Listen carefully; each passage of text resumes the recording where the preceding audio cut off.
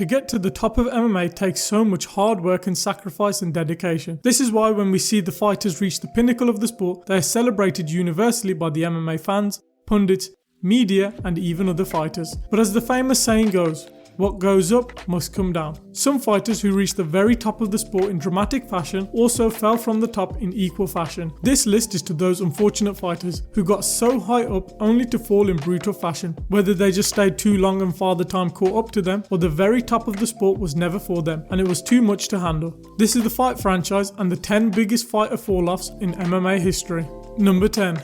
Junior Dos Santos. The former UFC heavyweight champion and one of the division's most exciting fighters, Dos Santos had an impressive start to his career, defeating Cain Velasquez in dramatic fashion to become champion. He even defended his title, stopping Frank Mir in the second round. However, after beating Frank Mir, he would defend his title in the rematch versus Cain Velasquez and be battered over 5 rounds and lose his belt. He would come back and beat Mark Hunt in amazing fashion, landing a spinning wheel kick, but would get battered once again and this time finished by Cain Velasquez. He would still be a tremendous fighter, securing a win over Ben Rothwell and future champ and GOAT of the division Stipe Miocic, but would lose to Alistair Overeem and Stipe when he rematched him for the title. A 3-fight win streak followed this with wins over Blagoy Ivanov and stoppage victories over Tai Tuivasa and Derek Lewis. Following the win over Derek Lewis was the beginning of the end for JDS, losing 5 straight via stoppage to Francis Ngannou, Curtis Blades, Jairzinho Rozenstruik, Cyril Gane, and he would get injured in a fight in Eagle FC versus Jorgen De Castro. He was doing great on a 3-fight win streak, but once Father Time caught up to Junior Dos Santos, it was the end, and one which saw him get continuously finished. Junior Dos Santos' rise to the top was amazing, but his fall from the top was just as dramatic.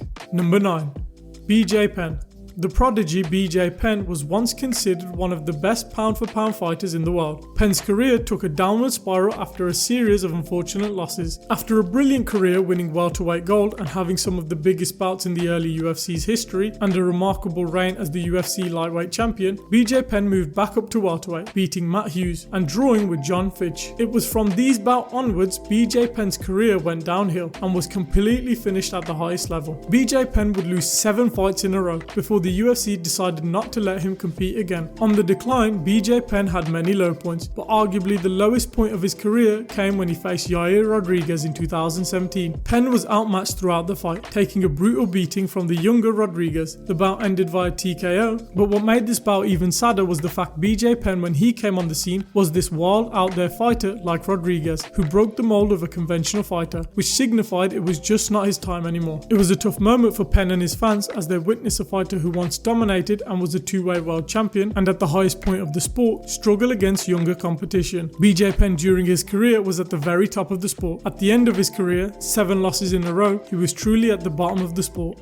Number 8. Johnny Hendricks. Hendricks had an impressive run in the welterweight division, where in many fans' eyes he arguably beat one of the greatest MMA fighters of all time, GSP. But Hendricks would lose on the judges' scorecard. The UFC put Hendricks back in the title picture, where he beat Robbie Lawler to become welterweight champ. Robbie Lawler would work his way back up and earn a rematch, and beat Hendricks for the title. However, after losing his title bout to Robbie Lawler by decision, Hendricks' career took a sharp turn for the worse, as he struggled with weight cuts which affected his performances inside the octagon. One notable fight that showcased his decline was against Stephen Thompson. Thompson picked Hendricks apart with precise striking and finished him in 1 round. This fight was a clear indication of Hendricks' decline, as he struggled to find his rhythm and seemed to be a step behind his opponent. After losing his title, Hendricks would score 2 wins and have 5 losses, which slowly saw him move up to the middleweight division. Despite being a fan favourite, Hendricks couldn't regain his momentum and decided to retire from the sport in 2018 after losing his final bout to the founder of Secret Juice, Paulo Costa. Hendricks has said in interviews USADA banning IVs made him struggle in competing.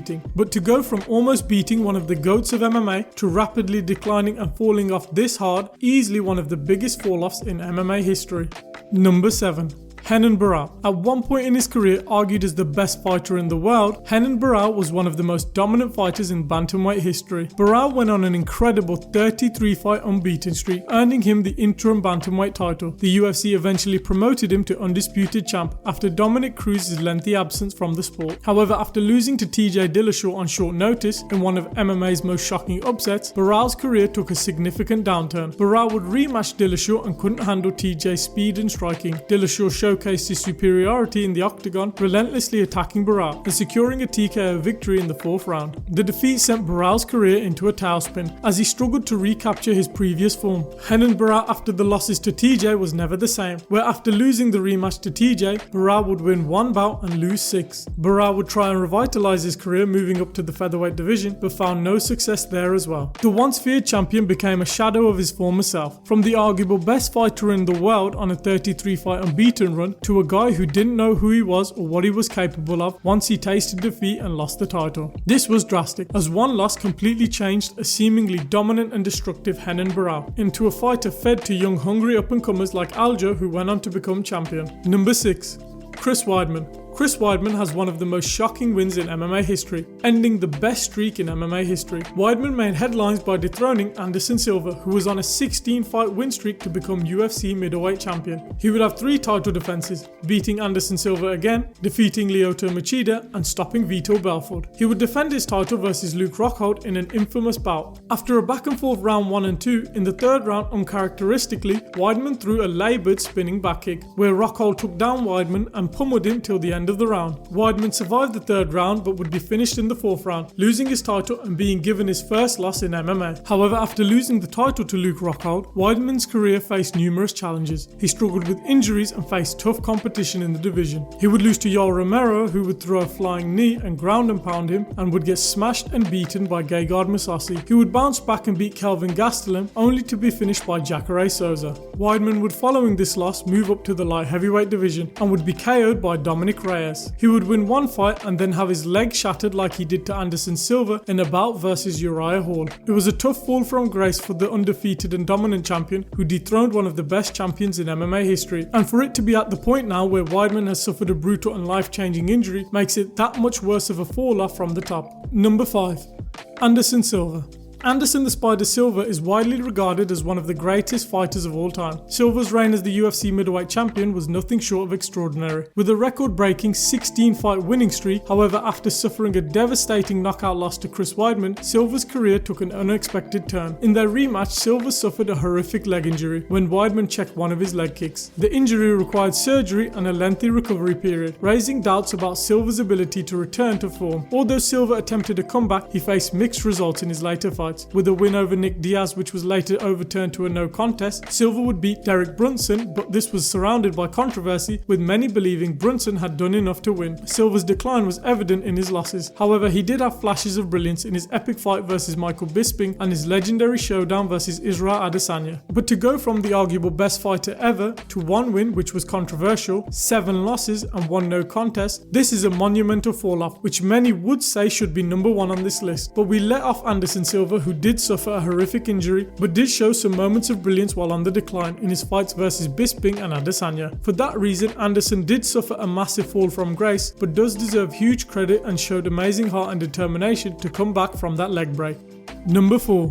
Darren Till. Hyped as the next big thing in the welterweight division, Till made a name for himself with his impressive wins over Donald Cerrone and Stephen Thompson, and also his loud, brash and honest personality. However, his rise to stardom was met with a harsh reality check when he faced Tyron Woodley for the welterweight title. Woodley showcased his dominance, stopping Till with a submission in the 2nd round, which ended the undefeated streak of the Scouser. The loss was a significant setback for Till, but he remained undeterred in his pursuit of greatness. However, in his next fight against Jorge Masvidal, Till suffered a crushing knockout loss, marking the 2nd consecutive defeat in his career. The defeat raised questions about Till's ability to compete at the highest level in the division. Despite the setbacks, Till moved up to middleweight and found success in his debut, beating Kelvin Gastelum, but would lose in a competitive bout after this to Robert Whittaker. He would be finished and beat by Derek Brunson and finished and submitted by Dricus du Plessis, where following this, Till would be granted his release from the UFC. After beating Wonderboy in his hometown in May of 2018, Darren Till had the world at his feet and was the next big thing in MMA, only to win 1 and lose 5 in his next 6, losing some fights in devastating fashion. The hype around Till and how he talks such a massive game is what made this fall off so drastic, and to think we won't see such a fan favourite like Till in the UFC again makes it that much worse. Number 3. Tyron Woodley. Tyron Woodley has had quite the career. A former UFC welterweight champion, Woodley's reign as champion was impressive, with notable victories over Robbie Lawler, Damian Maia and Stephen Thompson. He would defend his title against Kamaru Usman, where he wasn't just beat, he was dominated over 5 rounds by Usman. However, after losing his title to Kamaru Usman, Woodley was never the same and faced a series of setbacks that affected his reputation in the division. One of the most significant defeats came against Gilbert Burns, which was a mirror of the Usman fight, where Gilbert dominated Woodley over 5 rounds. Despite being known for his powerful striking and wrestling, Woodley struggled to find his rhythm again, this time in a huge grudge match versus Colby Covington, where he was dominated again and was stopped in the 5th round, injuring his rib while being smothered and out-grappled by Colby Covington. He would have one last roll of the dice in a 1-round war versus Vicente Luque, where he would be rocked on the feet and finished by a Darce choke. From beating the previous entry Darren Till and defending his title and beginning to be compared to GSP in the best welterweight conversation, to losing 15 rounds in a row, dominated by Usman, Burns and Colby, and then being finished and destroyed by Luque in 1 round. This was a massive fall-off, which saw him cut from the UFC. But what makes this even worse is that he would face Jake Paul in a boxing match where in the first fight he just didn't throw punches and lost a decision versus the YouTube boxer. But the second bout to be face planted and viciously KO'd by Jake Paul, from welterweight champ and being one of the baddest men on the planet to being finished by Disney star and YouTuber Jake Paul, this is a rapid and fast decline from the top and one of the biggest fall-offs in MMA history. Number 2. Chuck Liddell. A pioneer of the sport and former UFC light heavyweight champion, Liddell's later fights didn't go as planned, leading to a decline in his storied career. Known for his vicious knockout power, Liddell was the face of the sport and at one point was involved in some of the most exciting and memorable fights in MMA history. However, in his later years, the wear and tear of a long storied career began to take its toll. Chuck would lose his title in epic fashion, being KO'd and finished by Rampage Jackson, losing his world title, and he would lose in his next bout to Keith Jardine. But Chuck managed to turn back the clock and give us one of the fights of the year in a legendary bout versus Wanderlei Silva, where Chuck won a decision victory. Unfortunately, Liddell suffered a series of knockout losses after his win against Wanderlei, including one to Rashad Evans, Shogun, and another to Rich Franklin. However, the most significant loss came when he faced his longtime rival Tito Ortiz for the 3rd time under Oscar De La Hoya's promotion Golden Boy. In a bout dubbed the Trilogy, Liddell suffered a brutal knockout loss, raising concerns about his health. It was a tough fall from grace for the iconic fighter, leaving fans heartbroken to see their hero face such challenges in the later part of his career. Being the face of the sport and seeing him go down like a sinking ship was heartbreaking and could definitely be number 1 on the list, losing 6 of his last 7. But to give us a war versus Wanderlei and winning redeems his fall from grace slightly, which doesn't give him the worst fall off ever. That goes to number 1, Tony Ferguson.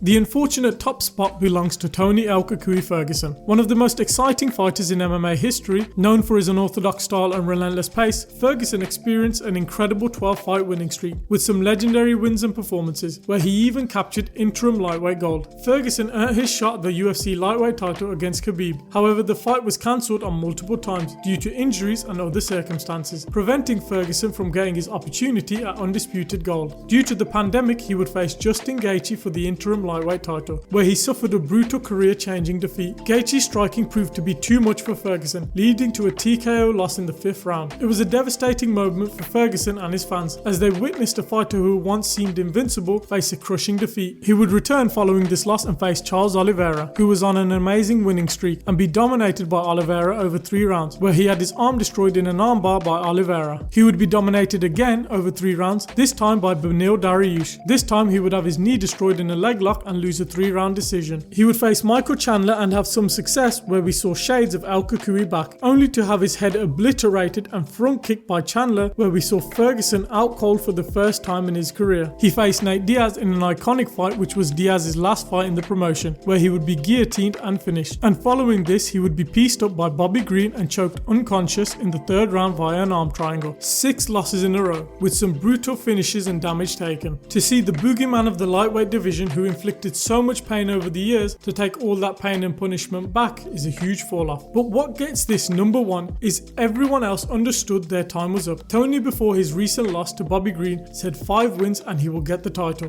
But the sad reality is, Tony, unfortunately due to crazy circumstances, never got the shot at undisputed gold and never even competed for it. Everyone else on this list did, which is what makes this fall from grace even worse. He was so close to the very pinnacle of the sport, only to drastically fall right before before he got the chance to get to the top, which is why it gets the number 1 as the biggest fall off in MMA history.